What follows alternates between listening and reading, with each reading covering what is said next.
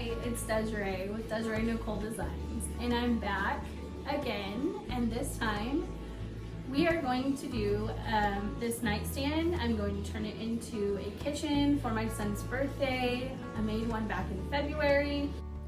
Here's that kitchen. I made it for my daughter's birthday, and it is the inspiration for doing a kitchen for my son.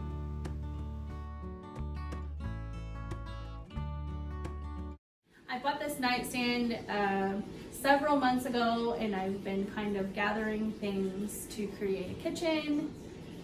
I wanted to have it done before his birthday, but you know, his birthday is next week, so I'm challenging myself to get this done by next Friday. So come along and let's create a kitchen. Okay, so first thing, I am going to wash this entire piece. That way, whenever I'm sanding, I don't have any like loose particles that will possibly make deeper scratches into the wood. It also prolongs the life of your sandpaper. It's an important step. Try not to skip it. Next, I'm going to take my sander and I'm going to scuff sand the entire piece. I'm not really worried about taking off the whole finish because I'm going to paint over this piece.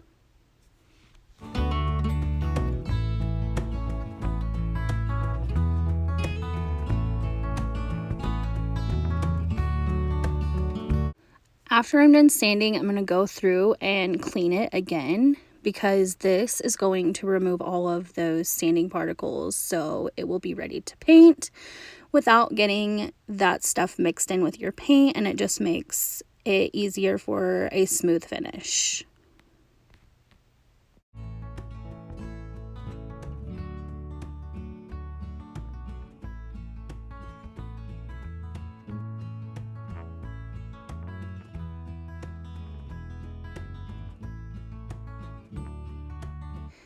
Okay, since I've got this all cleaned off, I went ahead and taped around the edges where I don't want paint. Now I'm going to go in with the Bella Renovare Happy Creating brush. This has become by far my favorite brush. It holds a lot of paint, it glides so smoothly, and I feel like it has reduced my time I spend painting just because it coats so flawlessly. I felt that this was a little too short, so I did grab some of these peg legs from Amazon. And what I'm doing here is just pre-drilling the holes before I put in the screws, because I found that the wood was a little hard, and if I didn't pre-drill, I was having a hard time getting those screws in. Next, I found this little storage bin at the Dollar Tree, and I'm going to use it as the sink. So what I'm doing is just tracing around that so I know the size that I need to cut. And I'm going to take my drill and pre-drill some spots where I can get my jigsaw in there to cut around the lines.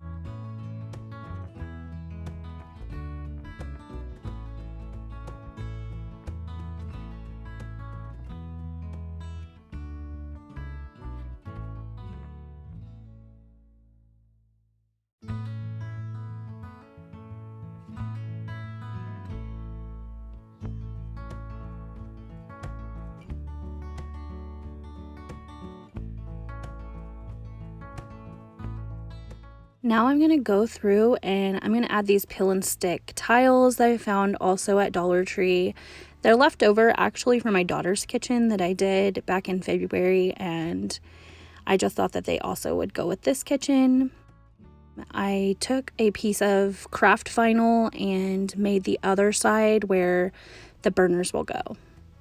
Now it's time for the sink. I actually found this piece where the knobs and pulls are in Hobby Lobby. You could probably find the pieces at Lowe's, but I just took 2 of them and then assembled them to mimic a faucet.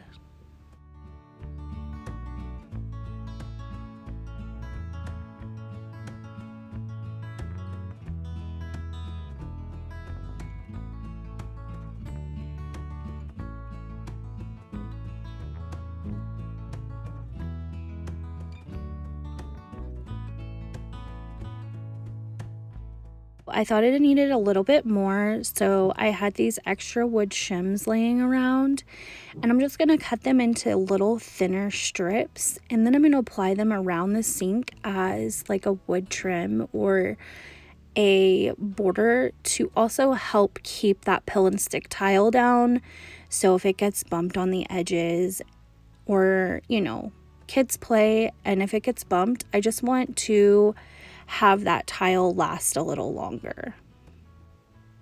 I went ahead and stained it with the Varathane gel stain, and then I'm going to pre-drill through the shims because they are soft, and if you just hammer through them, then the wood will split. So by pre-drilling, you are saving yourself some time for it not to crack, and then you just have to keep repeating the same steps over and over. I found this shelf at Hobby Lobby. It's actually like a pegboard shelf that you're supposed to hang on the wall, but it was the perfect width and it matched up with the nightstand, so I thought it would be very fitting as a backsplash and extra storage space. Here's where I insert those screws or already pre-drilled little holes. I'm going to stain these circle wood piles that I found at Hobby Lobby. I'm going to use these as the burners, and I'm just going to install them by using a nail through the wood. It's secure enough. I don't need them to move, and I don't need to go as far as putting a screw through it. So just a nail will be enough. Now I'm doing the same thing with these little round circle woods that I found also at Hobby Lobby, and these are going to act as the controls for the wood burners. You did see me using a nail to mark this spot. I'm going to use screws here just because they have the hole in them and I want them to be a little more secure, and also when I put the screw through there, I want them to be able to actually turn like a real stove control.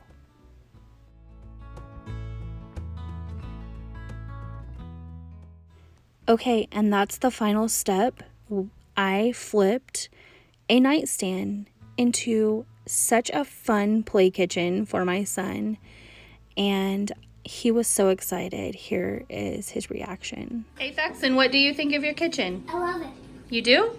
Uh-huh. Okay, so here it is. This is the nightstand that I flipped into a kitchen. I finished it actually 2 days early before my son's birthday, and he's already seen it today after school and he loves it. Him and his sister have been playing with it. Thanks for being here, and I'll see you next time.